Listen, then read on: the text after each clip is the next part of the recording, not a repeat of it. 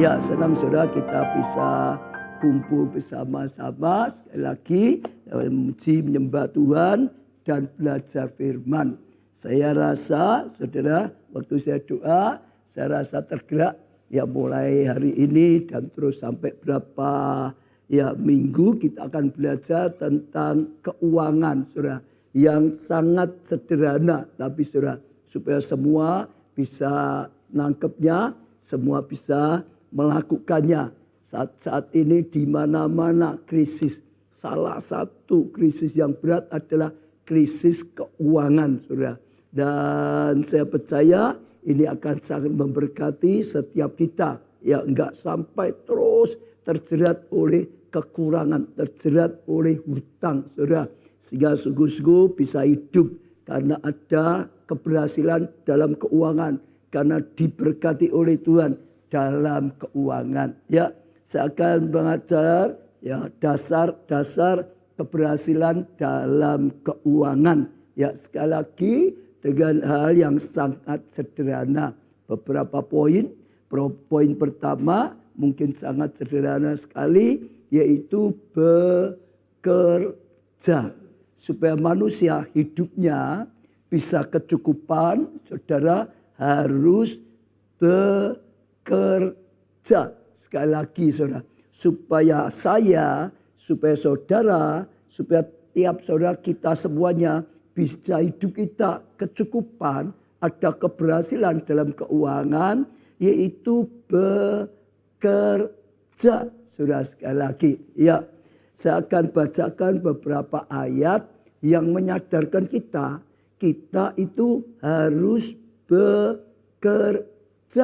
Untuk setiap saudara semua. Ya, apalagi kalau saudara sudah tidak bekerja, saudara dengarkan baik-baik pesan firman dan saudara akan dituntun dan saudara akan mengalami kasih karunia.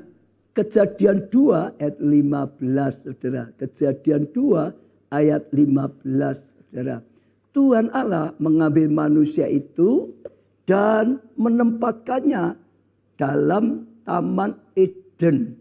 Ya, untuk saudara. Ya, saya ulangi ya. Tuhan Allah mengambil manusia yang sudah diciptakan itu saudara. Sekalipun manusia itu diciptakan luar biasa sekali saudara. Ya, ditempatkan di taman yang luar biasa sekali. Namanya Taman Eden. Ya, tapi ditaruhkan di taman yang luar biasa. Diciptakan luar biasa. Di taman untuk mengusahakan saudara. Dan memelihara taman itu. Saya ulangi sekali lagi ayat ini. Kita manusia diciptakan luar biasa. Lebih dari semua ciptaan Allah yang ada di muka bumi. Saudara. Lebih dari semuanya. Bahkan kita diciptakan menurut gambar dan rupa Allah. Artinya kita tangkap dulu kita diciptakan luar biasa sekali. Saudara. Iya, saya percaya sejak awal kita manusia diciptakan tidak akan kekurangan. Gak ada kekurangan. Tapi tetap saja saudara harus mengusahakan taman itu. Kalau Adam dan Hawa hanya 2 orang saja ditempatkan di Taman Eden saudara. Sudah ya pasti tidak akan kekurangan saudara. Karena itu taman yang sangat ya subur. Taman yang luar biasa sekali, saudara. Ya, sama. Harus mengusahakan taman itu. Memelihara taman itu, saudara. Ya, supaya jelas lagi, kita diciptakan luar biasa. Kataan saudara, kita diciptakan luar biasa. Ditempatkan di taman yang luar biasa. Tapi bukan hanya untuk menikmati. Bukan hanya untuk santai-santai. Ya, diciptakan luar biasa, ditempatkan di taman yang luar biasa. Disitulah untuk mengusahakan, untuk mengerjakan kalau bahasa kita juga saudara. Dan memelihara taman itu supaya tetap subur, supaya tetap berbuah, supaya tetap bertumbuh dengan baik. Sehingga ada kesinambungan terus menerus saudara. Nah itu luar biasa sekali saudara. Iya, artinya kita diciptakan bukan untuk nganggur. Kita diciptakan bukan hanya untuk menikmati. Kita diciptakan juga untuk kerja. Jadi harus mengusahakan, di sini dikatakan, atau mengejakkannya dan memelihara taman itu terus hidup. Ya, terus berbuah, saudara. Terus ya berkembang biak, bertambah banyak, saudara. Sehingga terus kita terus kecukupan, sehingga terus ya dan kecukupan, sehingga terus sampai anak cucu, keturunannya tetap kecukupan terus. Karena taman yang Tuhan berikan dikerjakan, diusahakan, dipelihara, dijaga, dirawat dengan baik.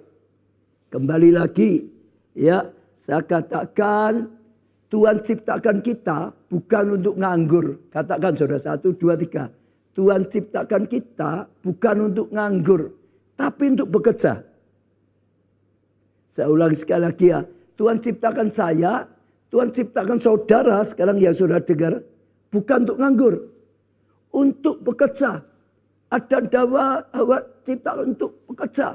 Mengusahakannya, merawatnya, memeliharanya. Saudara, ya jadi harus kerjakan.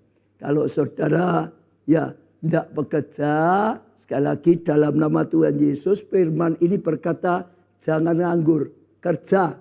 Saudara, saya ulangi sekali lagi, kita diciptakan untuk bekerja. Saya diciptakan untuk bekerja. Saudara diciptakan untuk bekerja. Dari sononya, dari sejak manusia diciptakan. Oh, kalau diperhatikan Taman Eden, itu mungkin tidak akan habis sampai mati. Tapi tetap disuruh bekerja. Yang sudah dipercayakan, dikerjakan, dikembangkan, dipelihara. Itu adalah kehendak dari Tuhan. Apa yang sudah dipercayakan, ya talenta atau apapun, saudara. Intinya kita diciptakan untuk bekerja. Allah, Tuhan ingin saya tetap bekerja. Allah, Tuhan ingin saudara bekerja. Allah, ya ingin Adam dan Hawa keturunannya tetap bekerja. Jadi sekali lagi, saudara, Tuhan ingin kita bekerja. Diciptakan bukan untuk nganggur. Diciptakan untuk bekerja. Lalu saudara tidak bekerja, ya tidak diberkati. Karena perintah Tuhan itu untuk bekerja. Gak bisa tak imani, gak usah kerja. Berkat turun, datang dari langit, gak akan jadi. Karena Tuhan perintahkan kerja, saudara. Gak bisa hanya ngimani saja, Tuhan pelihara. Gak usah bekerja, gak bisa. Kerja. 2 Tesalonika 3 ayat 10. 2 Tesalonika 3 ayat 10. Sebab juga waktu kami berada di antara kamu, ya, ini Paulus berkata pada jemaat Tesalonika, kami memberi peringatan ini kepada kamu, diberi nasihat, diberi peringatan. Apa peringatannya? Jika seorang tidak mau bekerja, jangan ia makan.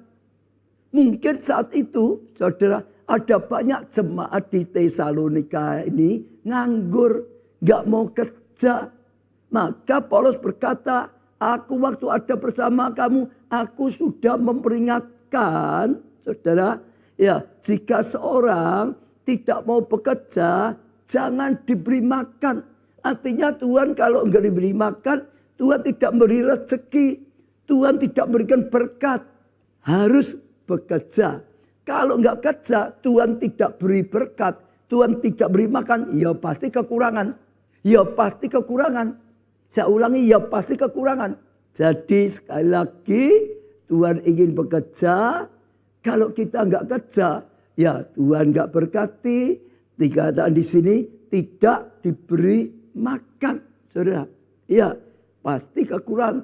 Tapi kalau kita kerja, pasti diurapi, pasti diberkati. Ya Tuhan akan pelihara kita.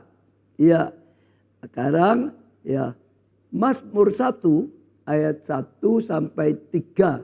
Mazmur 1 ayat 1 sampai 3. Saudara, berbahagialah orang tidak Orang yang tidak berjalan menurut nasihat orang fasik, tidak mengikuti nasihat orang fasik, yang tidak berdiri di jalan orang berdosa, tidak terus ada dalam jalan orang berdosa, hidup dalam dosa terus, dan yang tidak duduk dalam kumpulan pencemooh, nggak suka kumpul-kumpul dengan pencemooh, orang yang terus yang jelek-jelekan orang itu saudara.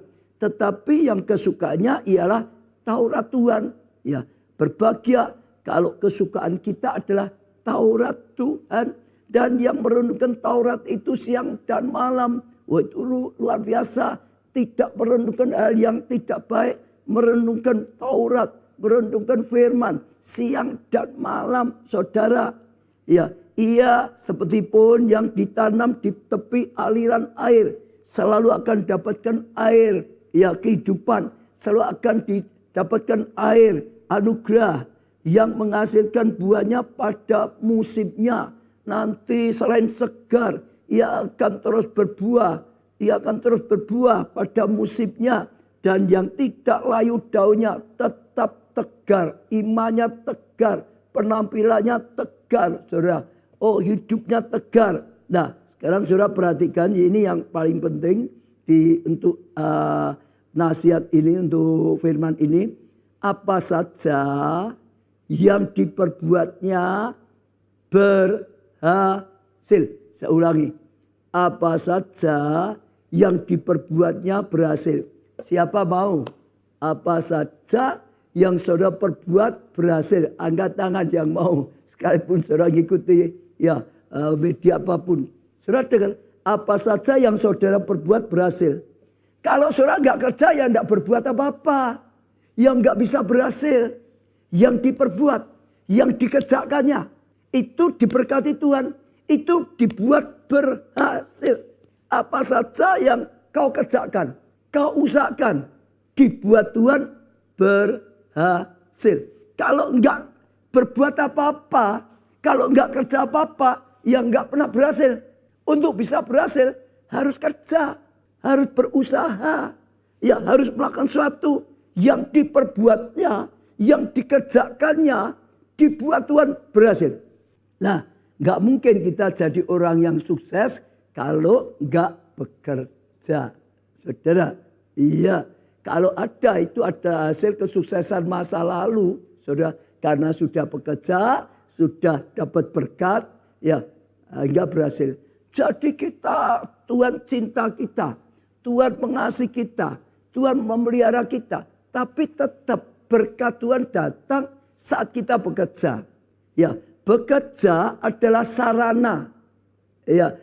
Berkat Tuhan turun dalam hidup kita. Saya ulangi, bekerja adalah sarana. Berkat Tuhan turun atas kita.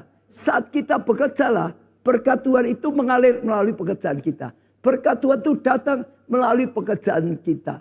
Berkat itu turun melalui usaha, perjuangan, pekerjaan saudara dan saya.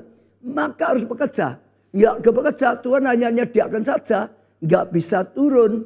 Tapi waktu kita melangkah, waktu kita mengejar sesuatu, saudara, maka itu sarana berkat itu mengalir.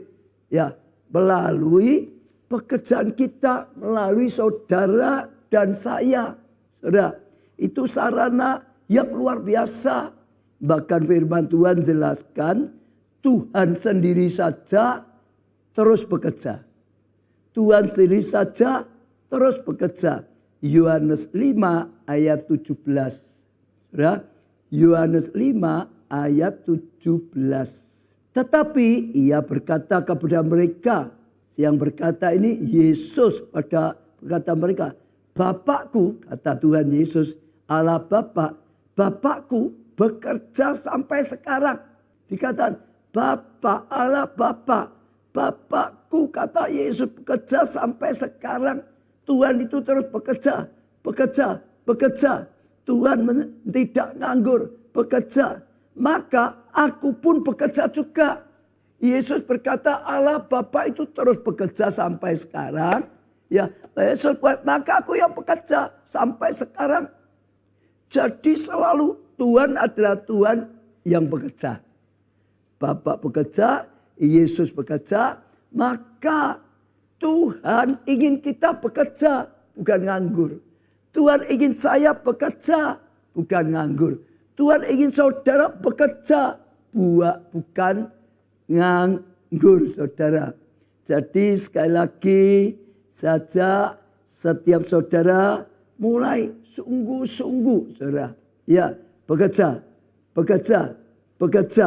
Semua bekerja, saudara. Iya, apalagi yang sehat-sehat bekerja. Ya, saudara, pasti saudara akan mengalami sesuatu yang luar biasa. Tuhan ingin saudara semua bekerja.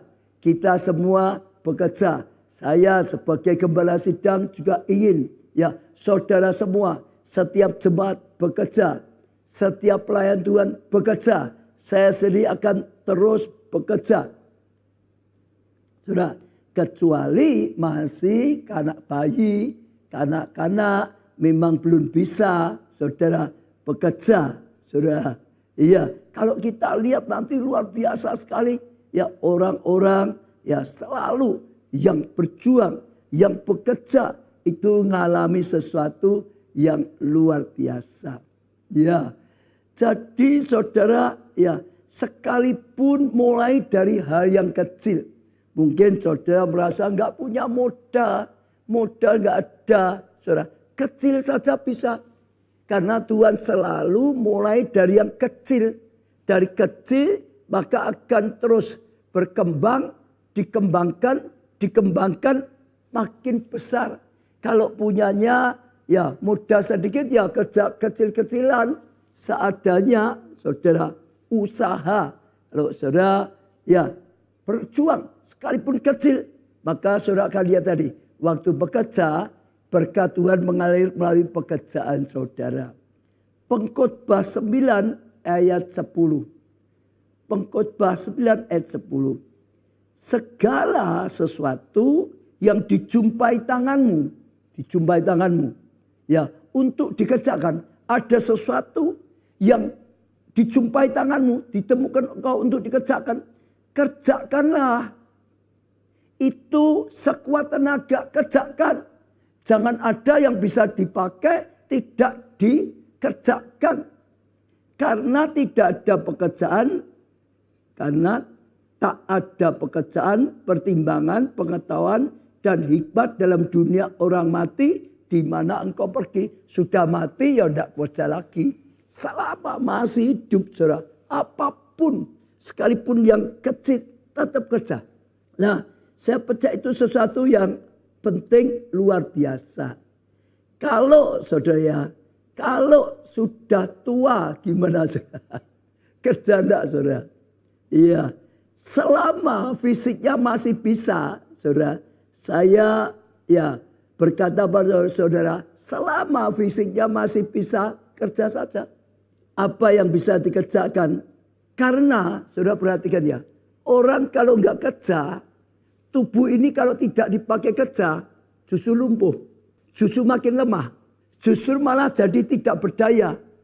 Akhirnya masih potensi karena nganggur terus, malah akhirnya nggak itu makin cepat tua, makin cepat lemah. Saya cerita di Singapura, saudara, di Singapura. Kalau saudara pernah pergi ke Singapura, saudara akan lihat beda sekali di Indonesia. Ya, di sana orang-orang tua-tua tetap bekerja, tetap bekerja.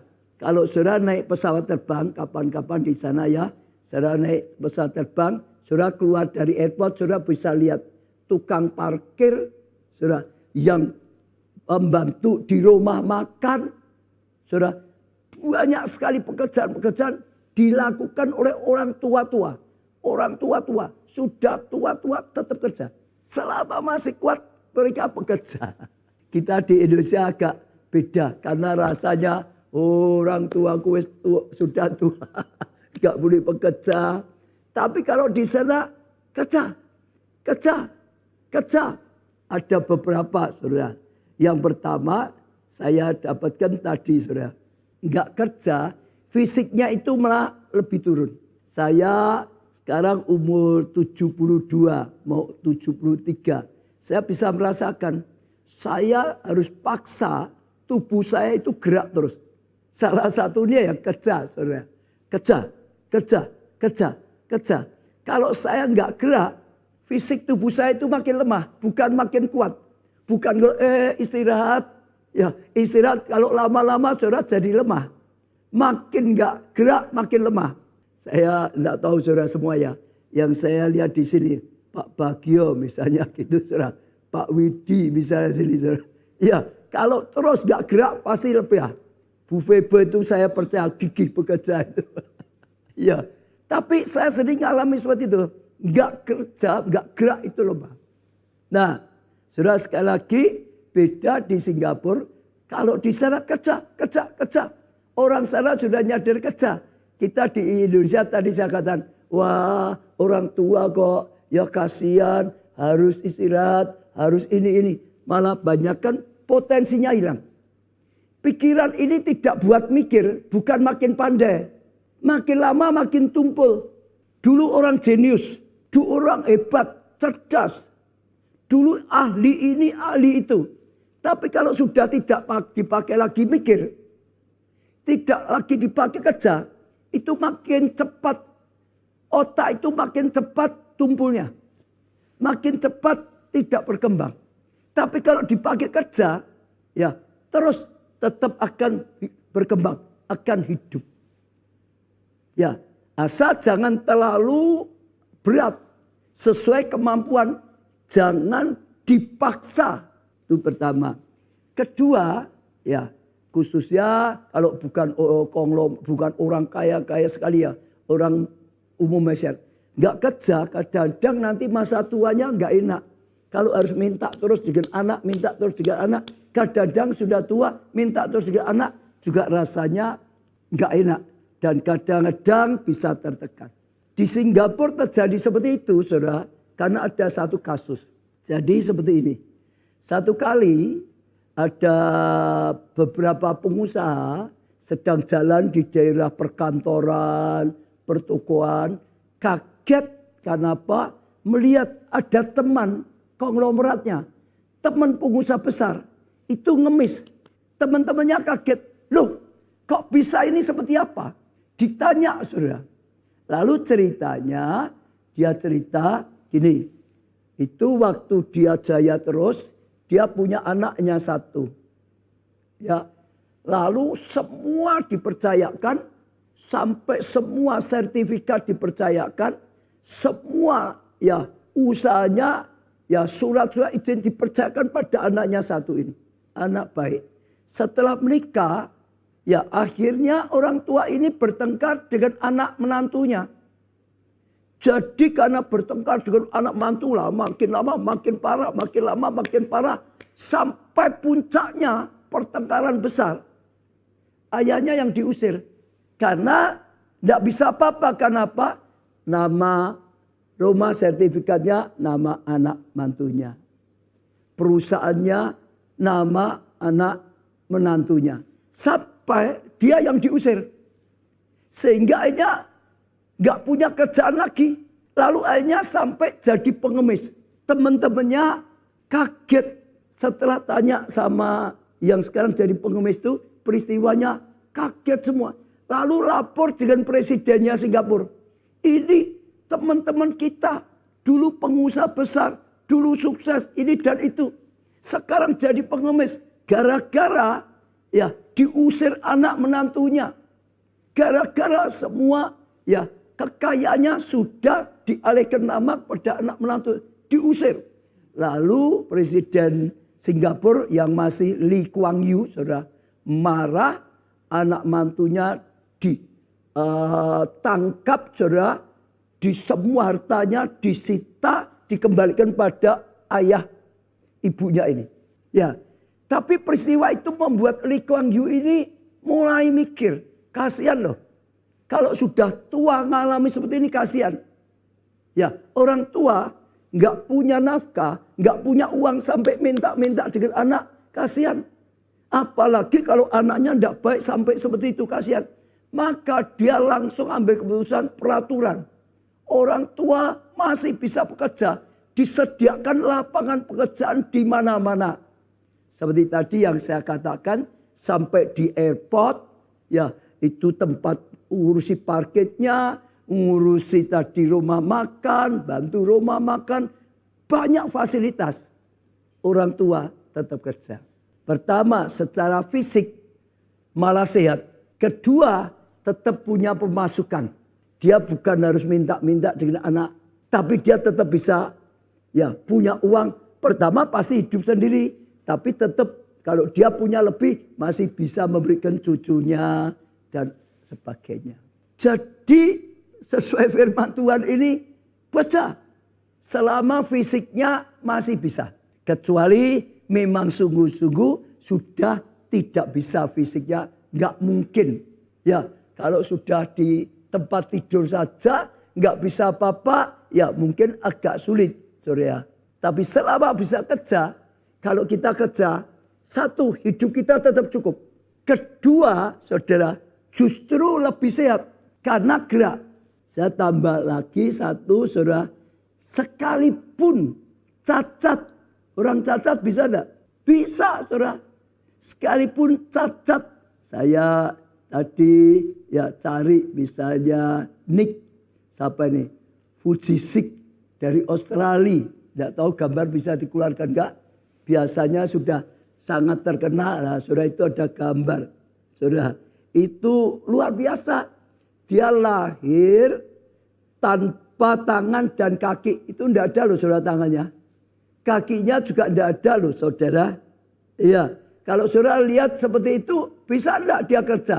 Orang anggap nggak bisa, tapi nyatanya bisa.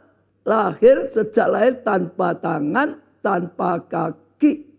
Pertama sempat dikatakan depresi sampai ingin bunuh diri. Keadaan seperti ini gimana? Ya, nanti kelak gimana? Ya, kerja nggak mungkin bisa mikirnya gitu. Kalau nggak mungkin orang tuanya kalau sudah meninggal hidupnya gimana? Makanya bagaimana sampai ya waktu dia mulai bertumbuh besar depresi, ya ingin bunuh diri. Tapi luar biasa, akhirnya dia bisa bangkit imannya, akhirnya bisa bangkit semangatnya, akhirnya bisa bangkit karena ya terus dibangkitkan ya rohnya, imannya. Saudara, sekarang dia jadi orang sangat kaya, melimpah. Dia bisa jadi motivator internasional. Justru karena dia cacat seperti itu, saudara. Kalau dia tampil, belum ngomong saja orang sudah ngomong hebat. Belum ngomong loh saudara. Apalagi dia bisa belajar. Ya, ngomongnya bagus. Orang lebih kagum lagi. Saudara. Dan akhirnya luar biasa. Saudara. Oh, dia jadi pendiri organisasi Life Without Limb. Jadi banyak sekali. Orang cacat tetap bisa kerja. Jangan mikir gak bisa. Dan waktu kerja akan jadi sarana diberkati Tuhan. Satu lagi ya saudara, kalau ini gak punya tangan, gak punya kaki ya. Ya bisa kerja. Saudara bisa kerja yang cacat. Sekarang Helen Keller. Dia buta dan tuli sejak lahir. Sejak kecil, sorry. Sejak kecil. Apa saudara? Buta. Katakan dulu saudara. Apa? Buta. Dan apa saudara? Tuli. Sekali lagi. Sejak kecil. Tapi luar biasa. Dia ngalami pernah depresi. Pernah marah dengan Tuhan. Kenapa seperti ini? Macam-macam lah. Tapi akhirnya hatinya sudah bisa ditenangkan. Bisa dipulihkan. Akhirnya dia mulai bangkit. Ya, dia mulai tekun. Dia mulai belajar. Dia mulai berusaha. Saudara. Oh, pakai huruf untuk orang buta itu saudara. Ya, luar biasa sekali. Akhirnya dia bisa jadi penulis. Penulis buku. Dia bisa jadi dosen. Sekalipun bisu dan tuli. Dia jadi aktivis HAM terkenal. Saudara. Ya, luar biasa sekali. Dia bisa membantu orang-orang lain yang juga buta dan tuli. Apapun keadaan. Bisa. Kalau kita mau berjuang. Ya, sekali lagi, lebih lagi saudara, yang sehat. Sekarang saya kembali. Yang siap kerja. Nggak kerja, saudara nggak dapat berkat. Nggak dapat berkat pasti kekurangan. Tapi kalau saudara kerja, firman Tuhan janji. Apa yang kau kerjakan berhasil. Ditolong Tuhan, diberkati. Kerja dengan sungguh-sungguh. Kerja dengan jujur. Kerja dengan mengandalkan Tuhan. Kerja dengan anugerah berkat daripada Tuhan. Saya percaya itu akan luar biasa. Ya, sekalipun tadi dikatakan cacat, sekalipun sudah umur, kalau saudara bisa luar biasa sekali. Sekalipun mulai dari yang kecil. Saya dulu termotivasi dengan satu kisah. Ada seorang saudara ya, sarjana S1, lulus sekolah. Tapi dia cari kerja nggak bisa dapat. Terus dia cari berulang-ulang nggak pernah dapat pekerjaan. Nah gimana? Dia sudah dibiayai orang tua banyak. Dia sudah lulus, sudah saatnya kerja. Saya percaya orang tuanya belum tentu ngasih terus. Tapi nggak dapat pekerjaan terus. Hebatnya saudara, akhirnya kerja apapun asal halal, asal nggak berdosa, dia kerjakan. Akhirnya dia ambil keputusan saat itu, jual koran, nganter koran bukan jual, nganter koran ke rumah-rumah. Jadi agen koran, saudara, itu ada orang bisa kerja bawa nganter yang langganan itu, saudara, nganter. Dia S1, tapi karena nggak ada kerjaan sesuai dengan titelnya. Dulu S1 itu enggak banyak orang, saudara. Sekarang banyak sekali. Ya, tapi dia mau kerjakan. Dia nganter. Dan dia kerjakan dengan sangat baik. Kerjakan dengan sukacita, saudara. Sehingga pekerjaannya berkati orang lain. Satu kali dia nganter di salah satu direksi Pertamina. Ini cerita, ini kejadian sungguh, saudara.